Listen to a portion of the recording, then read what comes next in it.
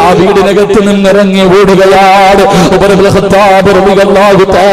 ന്റെ മുന്നിലേക്ക് ഓടി ചെന്നിട്ട് കെട്ടിപ്പിടിച്ചുകൊണ്ട് കരഞ്ഞുകൊണ്ട് പറയുന്നു, ഉമറേ, എനിക്ക് പൊരുത്തം തരുവോ ഉമറേ, എനിക്ക് പൊരുത്തം തരുവോ ഉമറേ.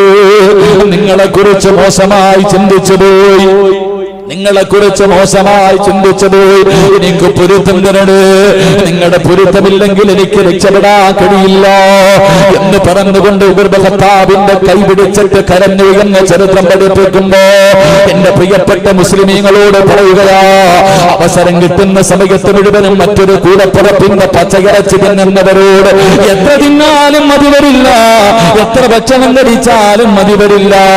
മറ്റുള്ളവന്റെ പച്ചയിറച്ചി തിന്നുന്നവരുണ്ടല്ലോ, പാവപ്പെട്ട ചെറുപ്പക്കാരെ കുറിച്ച് ആവശ്യമില്ലാത്തത് മുഴുവനും പറഞ്ഞു പരത്തിയിട്ട് അവനൊരു നല്ല ജീവിതം കൊടുക്കാത്ത എന്റെ പ്രിയപ്പെട്ട ഉപ്പമാരോട് അല്ലാഹുവേ പടച്ചവനെ സ്വാലിഹത്തായ പെണ്ണുങ്ങളെ കുറിച്ച് ആവശ്യമില്ലാത്തത് മുഴുവനും പറഞ്ഞു പരത്തിയിട്ട് നാടൻ കൊടുത്തുന്ന എന്റെ പ്രിയപ്പെട്ട പെങ്ങള്, ഇത് ചെറിയ തെറ്റാണെന്ന് നീ കരുതല്ലോ, ഇത് ചെറിയ തെറ്റാണെന്ന് കരുതല്ലോ. അല്ലാഹുവേ, കള്ളു കുടിക്കുന്നവൻ അല്ലാഹു പുറത്തു കൊടുക്കും, വിഭജിച്ചവൻ അല്ലാഹു പുറത്തു കൊടുക്കും, പലിശ തിന്നവൻ അല്ലാഹു പുറത്തു കൊടുക്കും.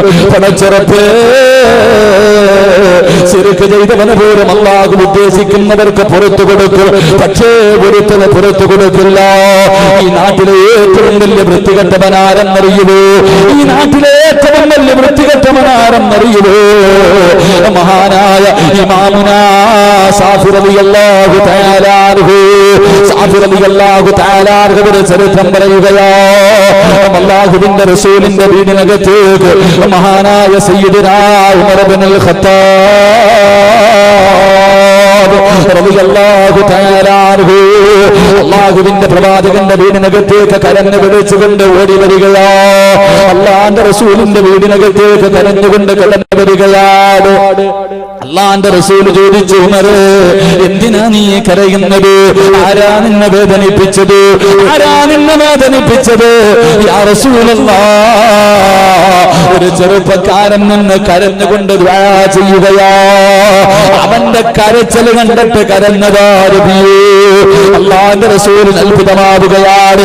ആരാ ഇത് പറയുന്നത്? ഇസ്രയേലും കൈസറിനെയും വിറപ്പിച്ച ഉമർ ഇബ്നുൽ ഖത്താബ് റളിയല്ലാഹു തആല അൻഹു. ശൈത്താൻ പോലും പേടിയാ.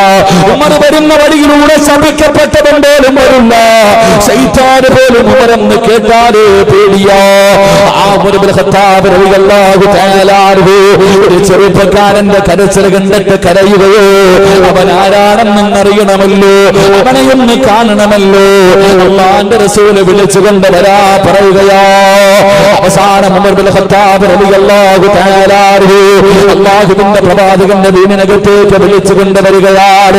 റസൂലുള്ളാഹി ചോദിച്ചു, ചെറുപ്പക്കാരാ, എന്തിനാ മോനെ കരയുന്നത്? കരയാൻ തുടങ്ങിയിട്ട് നാളുകളായല്ലോ, എന്റെ നിന്റെ ജീവിതത്തിൽ സംഭവിച്ചത്? അല്ലാഹുവിന്റെ പ്രവാചകൻ ചോദിക്കുന്നു. അവിടുന്ന് കരഞ്ഞുകൊണ്ട് പറയുന്നു, നബിയേ, എന്റെ ജോലി എന്തായിരുന്നെന്നറിയുമോ? എന്റെ ജോലി എന്തായിരുന്നെന്നറിയുമോ? എന്റെ നാട്ടിൽ ആരെങ്കിലും മരണപ്പെട്ടാൽ മയ്യത്ത് കുളിപ്പിച്ച് കഫം പൊതിഞ്ഞ പള്ളികൾ കൊണ്ടുപോയി നിസ്കാരം കിടന്നിട്ട് ആരുടെ മണ്ണിനകത്തേക്ക് മയ്യത്തിറക്കി വെച്ച് മിൻഹാ ഖലഖനാകു വഫീഹാ നഈദുകും വമിൻഹാ നുഖ്രിജുകും തഅറത്തൻ ഉഖ്റാ എന്ന് പറഞ്ഞ് ഒരു പിടി മൂന്ന് പിടി മണ്ണ് വാരി ആ കബറിൽ കിടക്കുന്ന മനുഷ്യന്റെ നെഞ്ചത്തിട്ടിട്ട് എല്ലാവരും മടങ്ങി പോകുമ്പോ അവസാനം പോകുന്നത് ഞാനാ നബിയേ. മയ്യത്തിനോടുള്ള സ്നേഹം കൊണ്ടല്ല, കാരണമെന്തെന്നറിയുമോ? അവസാനം പോകാനുള്ള കാരണമെന്താ? ആ കബറ് തിരിച്ചറിയുന്നതിന് വേണ്ടി ഒരു അടയാളം വെക്കുകയാണ്. ആ കബറിന്റെ മുകളില് തിരിച്ചറിയാനുള്ള അടയാളം വെച്ചിട്ട് വീട്ടിലേക്ക് പിരിഞ്ഞു പോവുകയാണ്. പാതിരാത്രി തന്റെ നാട്ടുകാർ മുഴുവനും ഉറങ്ങിക്കഴിയുന്നു. മണ്ണ് കുഴിക്കുന്ന ആയുധമെടുത്തുകൊണ്ട് അടയാളം വെച്ച കബറിന്റെ ചാരത്ത് പാതിരാത്രിയിൽ പള്ളിക്കാറ്റിലേക്ക് കടന്നു ചെന്നിട്ട് പച്ചമണ്ണ് വെട്ടിമാറ്റുകയാ. അല്ലാഹുവേ, പലകയെടുത്ത് മാറ്റുകയാ. എന്നിട്ട് കബറിനകത്ത് ഇറങ്ങിയിട്ട് ആ മനുഷ്യന്റെ ശരീരത്തെ ധരിപ്പിച്ചിരിക്കുന്ന കഫൻ തുണിയുണ്ടല്ലോ, ആ മനുഷ്യനെ പൊതിഞ്ഞിരിക്കുന്ന കഫൻ തുണിയുണ്ട്.